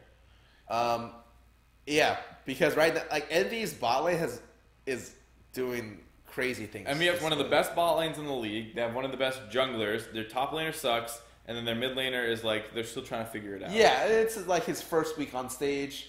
Potentially, there's a lot of upside depending on like how he fits well into the team, because he still does have a lot of things where it's like it's obvious. It's like he's adjusting from solo queue. And honestly, I'm surprised that like I'm surprised he died to that many Moon ganks. Yeah, because it's like, dude, the last series Moon level 2 ganked every game. How are you dying at level 2? Just get pushed in. Yeah, I mean like sometimes you see it like, okay, it's Cassio LeBlanc. You can bully really hard level 1. You know he's on the bot side, so you're positioning up to the top side to harass level 1, and then Moon comes around the top side. Yeah, I thought that was really smart. That was really smart. So, like, I can't really fault him for dying there. But his team, they stabilized him, and then like the reason they lost that game, or they won that game. I mean, I just think it's really interesting because it's like teams don't have good vision control level 1 to be able to deny that gank. Yeah, Because that's TSM did that to what team did they play today? Echo Fox. Yeah, they did it to Rek'Sai because they controlled both sides of the river early. So it's like you would know there's no way Rek'Sai can get off his early gank. But like that's especially what you want to do against Moon because it's obvious his Jarvan just level 2s every game, and they weren't able to do that. It takes a lot of like resources of like your early game resources. Because early game you have like your summoners and your trinkets, and that's all your resources. And so, like, if you want to ward both sides of mid for level 2 cheese gank, that's pretty heavy resource investment. I would say both rivers. Because that's what I mean. It's 2 of your 5 wards. Right, really. but think about this team. This team only functions if Moon goes Oh, off. and yeah, I agree you should do it, but I'm saying, like, it can be hard maybe to convince yourself to, like... Yeah, I would see it against another team where they have very strong laners, different situations, but, like, this is a team where literally... If Moon doesn't get a kill in the first 5 minutes, you win the game. Yeah. So, that being said, he level 2s every game on Jarvan, just ward the river, actually. Yeah, anyways, Envy, Niski's still figuring it out. Like I said, he had maybe half this week, 3 or 4 days, I believe, to practice with the team. And he showed it to Leah. He showed he could roam with it. There's no reason to think that this dude can't be a more complete player than we've seen so far. I mean, mechanically, he's been really, really good. Yeah, so... the envy that you want to see is like Scarra stabilizes, Lyra goes around the map murdering people early on, and then they play with their advantages with two solid carries in Niski and Apollo. Yep. Okay, let's move on. Do we just go straight from the... I know what's number 1. I know what's number 1, and I know what's number 5, so I'll go either one. Let's go 1. Okay. It's this. Yep. Immortals. They look like the most complete package. They actually, their macro against CLG was really good. They have great players. They have a jungler who literally looks like the best jungler or one of the best junglers in the split, if not the best jungler. He has the most player of the game awards by far. He's like 6-4. Yeah, 6-4. Flame is getting like legit like. Flame is like a. So he was decent last year actually in like 1v1 situations. He was okay as a top laner. I didn't even have him. He would barely scrape top 6. I mean, it's a pretty stacked top lane league, but he individually played things fine, but he didn't have great synergy with his team, and he was just kind of seemed like he was there. But this season, his stat line is just unbelievable. Yeah, this guy is like beating the shit, taking names. Yeah, this guy is really making a case for best top laner in the league right now. What are their weaknesses potentially? Because I think we talk about great team synergy, great shot calling, strong individual players. I think Pobelter right now is still a person where you're just like, maybe some games he's not as consistent, but they're literally playing with 3 lanes who are top 3 at their position right now. I wouldn't call Pobelter top 3. Oh, sorry, 3 positions. So jungle, top, and bot. Yeah, okay. That are top 3 in their position. I think pretty easily, actually. Yeah. And so... this team just randomly turned into like a super stacked roster. Well, so that's the thing is like, there's a part of me that's like, I wonder if the other foot will drop because I think Ola is good and can make a lot of plays, but if Smithy ever starts struggling, I feel like so much right now is kind of off his back. Where like Flame will still be really good in lane. I doubt there's a world where Flame starts being bad in lane, but without Smithy to really jumpstart him and make him an absolute monster. Does he just kind of like take Renekton and get a 15 CS lead? Because right now he's taking Renekton, getting a 15 CS lead, 2 kills, getting the early turret with the help of Smithy. And it's like... Well, I mean, yeah, a lot of the team is literally based on if Smithy can help his team out early. And that's really kind of what they wanted. And you can play that way, but just given how the rest of Immortals didn't look that good last split, and I know they had synergy problems with Dardoch. So like, obviously the team's gelling much better, but it's so surprising to see he can go from 7th to 1st with a coaching staff change and just a new jungler. So part of you thinks that maybe you're holding out, but at least what we've seen so far, you can't argue that. Yeah, I really do think in the future they will fall from this position. Yeah, part of me feels like that too. But I still think even if they do fall, they've cemented themselves for me as a top 4 team. Yeah. Even at the end of the split, I can see this team top 4 really easily. I can see them top 4, and I think at the very least, based off what they've shown so far, this obviously, like we always say, this not being that speculative of a ranking, they have to be number 1. Yeah, they're the best team this week for sure. Or just in general. Right? Yeah. Of the split so far. Number 2. Oh, you want to go this way? Or what? Just up to you. I feel like we might argue let's this just go 2 all the way down. I think it's TSM. I think it's TSM.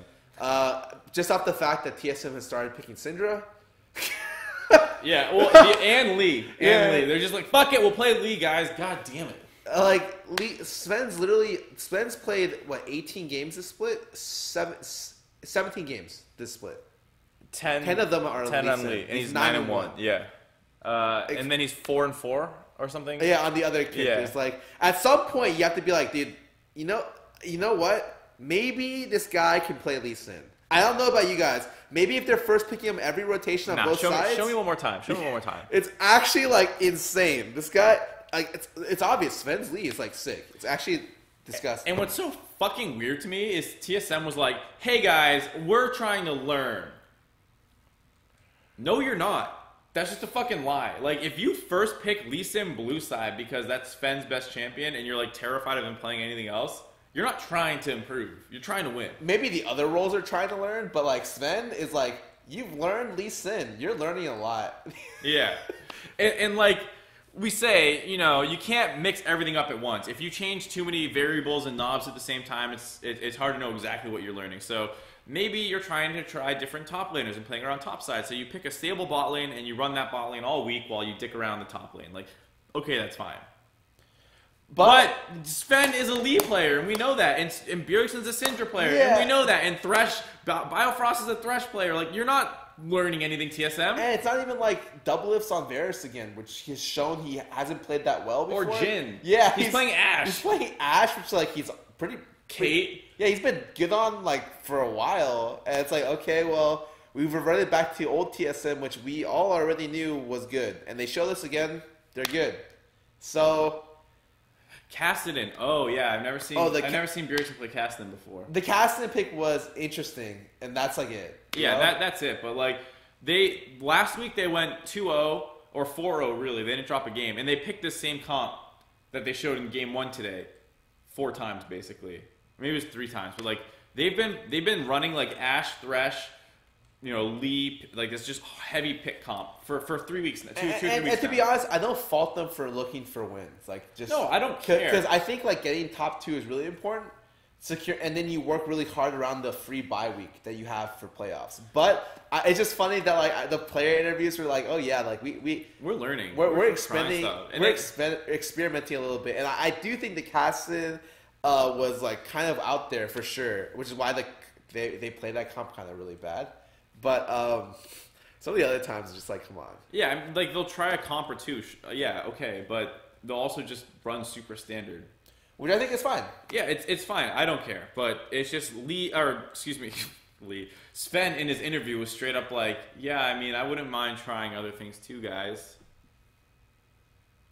And it's like, dude, that's like your weakest player who gets exploited at international events and stuff like that you're just not letting him like learn shit. It's like, yo, Bjerg will play whatever he wants just fine.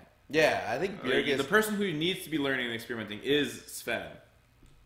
So, long term, I have some problems with this strategy a little bit. Short term, they're the second best. Yeah, short term, they're getting W's with it. Yep. Which brings us to the number 3 spot. I think I'd still value COG over C9. But this is a thing that I could maybe be swayed on. I don't know. COG had actually, like, all the stuff I like about COG, this split just disappeared.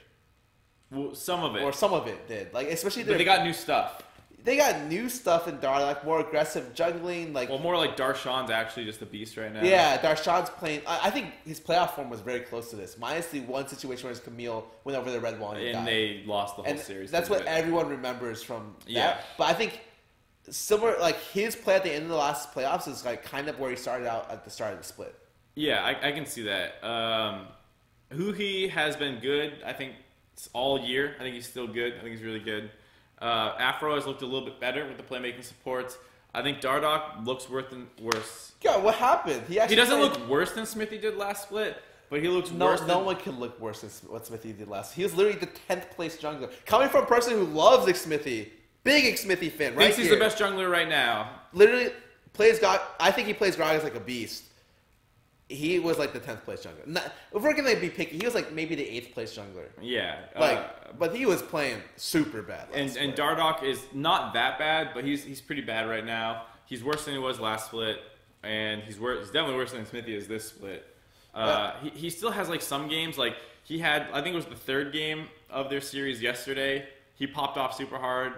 And but you're not getting that much, honestly. Yeah, and he helps snowball Darshan in more than just kills in terms of like he's up there at the right times. And some of what Dardok's doing isn't getting represented well statistically. But at the end of the day, you look at some of the things he's doing, and you're still like, this guy's not performing well. Yeah. Like I used to like. Okay, so what do I have problems with CLG? They suck at split pushing right now. They're like pretty bad at it, actually. Something that historically they've always been good at. They lost one of their main abilities to win games. Secondly, I think that they're really bad about maintaining like control of objectives and really like river control. I think Afro and Darak are working great together at the moment. Yep. And so even when Xmithy was like just hardcore feeding, legit just straight starting 0-2 every game, Xmithy and Afro would always be able to walk in together to get vision. But that doesn't feel like the case with Dardoch. Actually just feels like they just randomly get picked off because they don't establish any kind of control together. Even with that being said, even with Dardoch playing like complete garbage some of the times, I still think that they have better macro than most of the teams playing. Outside of Immortals is the cleanest team in NA right now. But outside of Immortals, I would say they're probably tied with another team. Maybe TSM? Yeah, maybe TSM. But like we always say, TSM is the more like the here's how you get mid priority and here's how you go for a blue invade. And CLG is like, we're camping a brush and we're going to pick you off somewhere.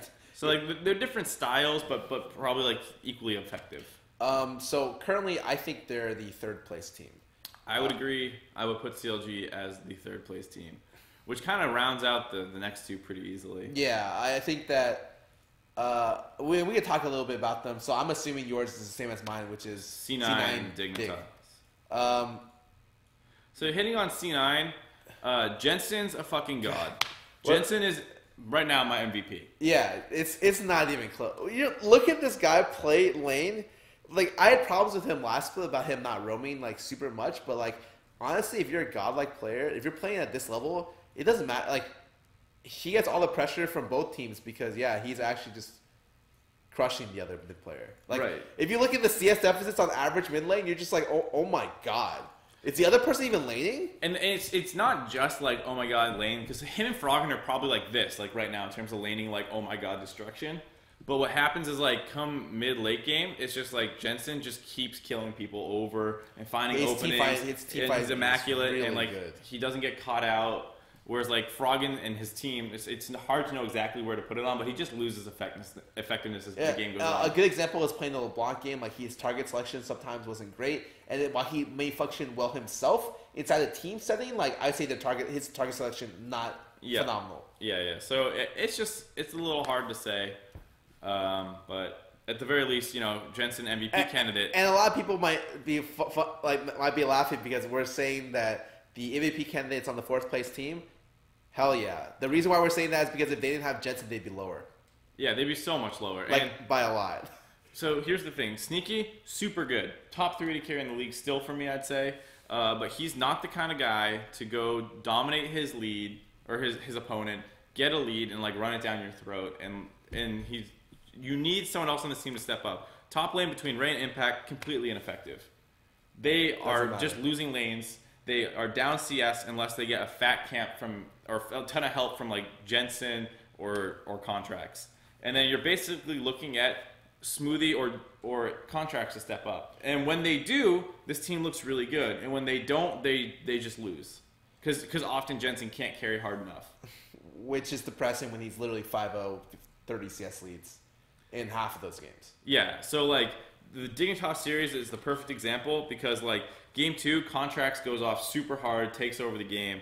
In game 3, Jensen gets out of the lane and they get a big dive off, and the whole team plays well around him. It's not just him smashing. So and in game 1, they lose the mid lane skirmish, and then the game's over. Yeah, Jensen loses, game over. So it's basically, yeah, if Jensen carries, you need one other factor to carry with him, or the entire team needs to play well. Otherwise, this team loses. And I would say right now, Contracts is actually playing not bad. I think he's improved since last split. He's definitely improved for sure. I'm hoping with the addition of Lolex, he improves even more.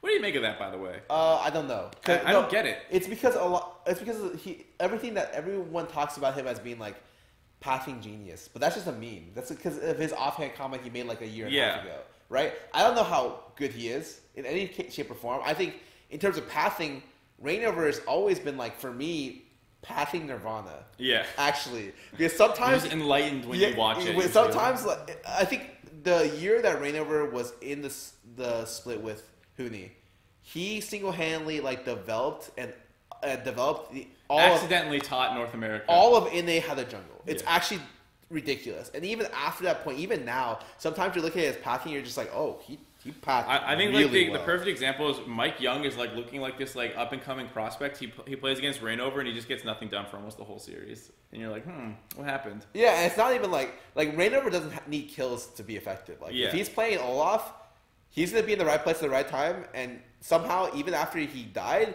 he's even on gold. The funniest thing was like he just ran past Mike Young and just killed the mid lane. And he's like, dude, this is your fucking mid lane. You see what I'm doing to him? Try and fucking stop me. Yeah. I wouldn't necessarily say that Xmithy is straight better at pathing. I would say Xmithy is more impactful in the sense that like his efficiency while pathing isn't perfect, but he's in the right spot at the right time. Yeah, so I would say also Immortals is a better team. So when he gets his team a lead, they don't throw it. So like, here's a perfect example from the TL series today. Olaf gets a lead. TL rotates their bot lane up to the top side and instantly gives up 3 kills. Piglet just auto face checks the bush. That was it's like bad. Cody doesn't do that. Flame doesn't do that. You're playing with better players for Smithy. So like whenever he makes a good play, it's extra good because his teammate's gonna run with that advantage. Whereas like TL's still a crapshoot. All right, so back to the original topic. I think them adding any kind of coaching staff is good for C9, a team that's relatively stagnant in their like growth and development. So I think if anything, if Lowix is just half an extra person in terms of a brain, maybe they just get a little bit better. And honestly, any kind of percentage points better is what I'm Do they have a top or mid substitute that's not foreign? No for top. I'm guessing no for mid. So that's what they list them as a sub, and it's like, dude, you can never use this sub. I mean, but if he's just there, because I know he's really good friends with Jensen. Yep. And then he hopefully will just be, again, just another brain for them to be able to like work with. And I think a lot of times like it might be better for them because as players, sometimes it's hard to, unless you're a past player, like ego gets in the way of decision making. But like if you're working with a player that like you enjoy, like you're friends with, and he used to be a player, then it's a lot easier to accept criticism and stuff like that. And so even if it's not Contracts necessarily always getting the help, if Contracts and Bjergsen or Jensen have a dispute, Lulax can come in and help be like, I agree with the jungler mentality. Exactly, here. and especially this late into the split, it's like week 4. It's actually like pretty late. Yeah, you're 40. You're not 45%. You're not going to be able to develop some kind of trust with like a new coach. Yeah. So I think that C9 did a good job picking this up. Yep. So there's also the chance, with franchising around the corner, needing a 10-team league, 10-man team. Maybe he gets some playing time there or something. So we'll see. Okay. Anyways, that is our power ranking. Wait, we didn't talk about Dig at all. Oh, Dig. The Someday show. Yeah, I think they're too tunneled in. I don't know if they're too tunneled. I just think Shrimp is just like a really real.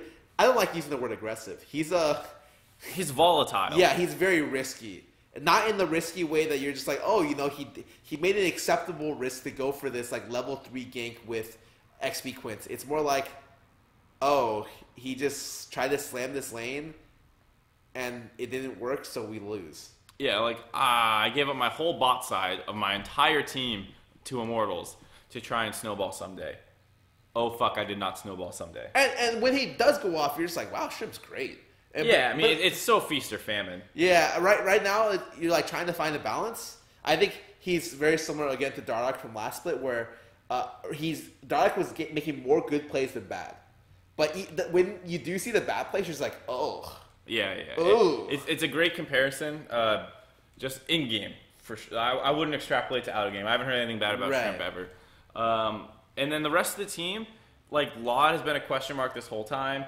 Big apparently has been helping with their mid-game shot calling, but he's not a force in the bot lane. He's not Biofrost landing hooks and setting up free kills.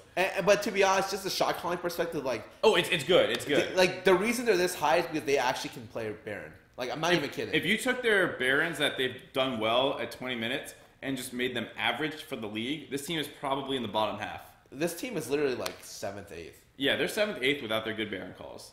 So, obviously, a huge boon for them, but at the end of the day, their bot lane is exploitable. Keane has been playing well for the most part, but he is just ready to flip at any moment. You know, this guy's been in the league for 3 years. We've seen what happens with him sometimes. He just suddenly plays bad. So yeah, I'm just hoping that if Dig wants to move up, ᵐᵉ needs to be like more controlled in terms of like his movement. And I think that if they can find a way to play away from someday, which can function like perfectly fine. I mean, you can pick him a tank, have ᵐᵉ play this aggressive ass style and snowball all tech and Keane a little bit, and then when you get into team fighting, just trust someday to pick you a good fight. Like that's a way to play the game. And he will. And yeah, they've done it too. This split so far. The problem is just when they pick the aggressive style for someday, it just feels like they go up there all the time, way too much. They did it versus Immortals. They did it versus C9. They did it 2 weeks ago on Rumble. I think one of the big things that we should point out is that ᵐᵉ's champ pool seems very carry oriented only. So when you think of all the champs he plays, he just plays honestly Elise Lee every game, and one game of Rek'Sai. Yeah. And so for the most part, he's playing like these squishy carry-oriented jungle picks. And when they're picking these picks alongside carry-oriented top players, who's frontlining the game? So like I think if ᵐᵉ is in the game for the most part, like you need to have your top laner on frontline, just because ᵐᵉ is like. I'm not sure I agree 100% because Big does play Braum and Tahm Kench a fair amount, so you can get more, but. It is a little bit of a concern, especially if the meta changes. Like, are they going to have to swap out their jungler? Will he play Olaf? Chaser's still here, right? Yeah, Chaser's still here to my knowledge. Okay. I haven't seen him play. I haven't heard he's gone anywhere. Maybe he has, but, you know, if Olaf becomes meta, or, you just have to play Gragas jungle for whatever reason, that's really not ᵐᵉ's style. Yeah. But anyways, yeah, Dignitas has some strong points. It has some question marks still. It's just figuring them out for them. Yep. Anyways... That will conclude our coverage of the NALCS for Week 4. That's our power rankings. We'll tweet them out as well. It's kind of late just because this games went on forever, so I don't feel like talking to any of you people. So we're probably going to end the show. I love you guys, but we're probably going to end the show because it's a little bit late, is what Mark just said. Sorry, I'm paraphrasing. Without the whole, like, I hate them. Yeah. Anyways, that's it for us this week. We'll be back next week. If you came in later or want to see the VOD, it'll be on YouTube at youtube.com/Greatest League TS. It'll be up tomorrow afternoon. Anyways, thank you guys for watching. From all of us here at Greatest League Time. Greatest League Talkshow. Talk show. Why did I say time? Because, Goodbye! Yeah.